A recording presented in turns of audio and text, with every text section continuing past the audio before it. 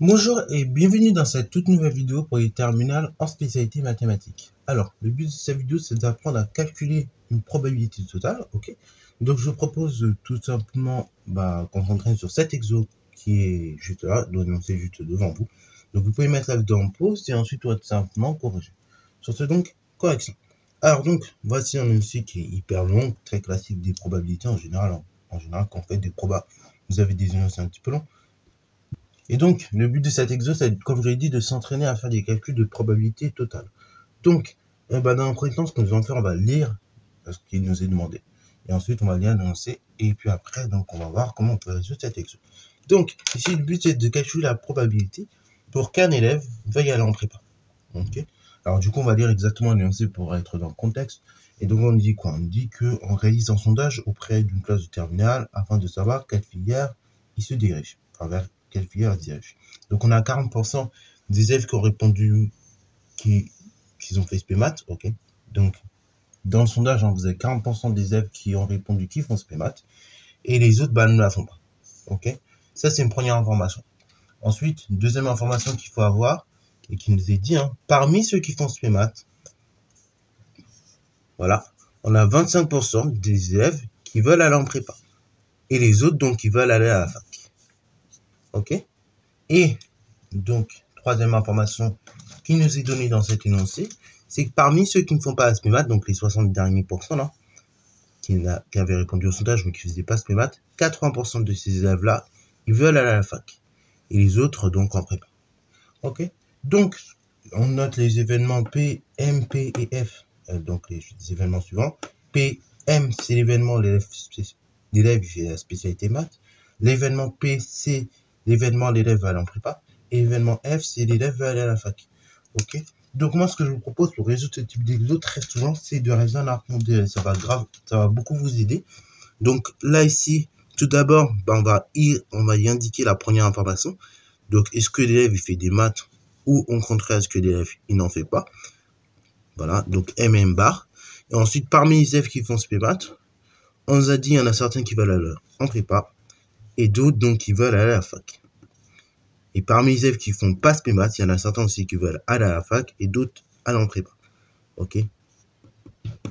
Voilà. Donc maintenant que l'arbre est déjà construit, et deuxième étape consiste à indiquer les probabilités qui sont ici indiquées par des pourcentages. Donc là, les élèves qui ont répondu, on a 40% qui font SPMAT. Donc on va mettre ici 0,4. Et le reste, donc c'est 1 moins 0,4, 0,6. Ok. Là, tous les nombres que j'ai obtenus par soustraction, on va les mettre de l'autre couleur, comme ça vous voyez un petit peu le délire.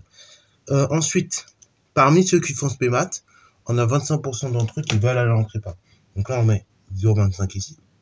Parce que c'est parmi les élèves qui font SPMAT, donc ici, qu'on a 25% qui veulent aller en prépa. Donc c'est bien sur cette branche-là qu'il faut indiquer les 0,25. Pareil, du coup, on va compléter celle-là. Ça fait 0,75. Ok? La somme des deux probabilités, vous vous rappelez, donc quand on se bat comme ça sur l'arbre. Ok? Et dans ce cas-là, de gauche à la droite, quand on passe plusieurs branches comme ça, et dans ce cas-là, afin de former une ligne, dans ce cas-là, qu'est-ce qu'on fait? On multiplie les probabilités. Et en revanche, lorsqu'on est comme ça, là, on a deux branches mais issues d'un même point, là, on additionne. Ok? Et quand on additionne, ça doit faire 1. Voilà. Donc, maintenant, deuxième étape, on dit parmi ceux qui font pas SPMAT, c'est 80% des élèves qui veulent aller à la fac. Donc ici, je mets 0,8. Et là, pareil, les deux branches ici, elles sont issues d'un même point qui est là. Donc, ce que vous allez faire, vous allez additionner ces probabilités et cette probabilité. Normalement, vous êtes censé obtenir 1. Donc ici, vous avez 0,2. Bon, ok, voilà. La pondérée est fait. Maintenant, deuxième étape, c'est quoi? C'est calculer la probabilité pour qu'un élève veuille aller en prépa.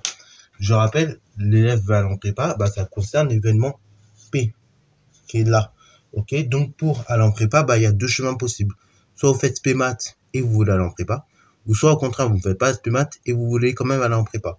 Donc ce que nous allons faire, on va tout simplement additionner les probabilités des deux intersections.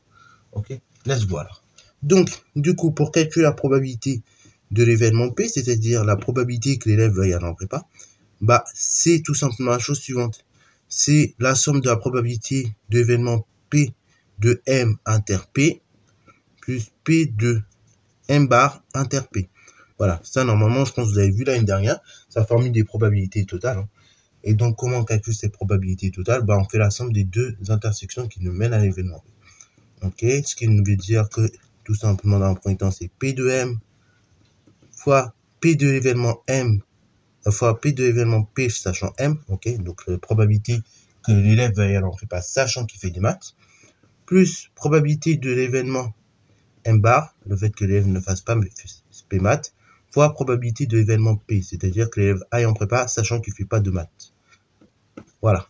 On calcule tranquillement, donc ça fait P de P égale, donc P de M c'est 0,4, fois P de P sachant M 0,25, plus P de M bar 0,6, fois P de P sachant l'événement M bar 0,2.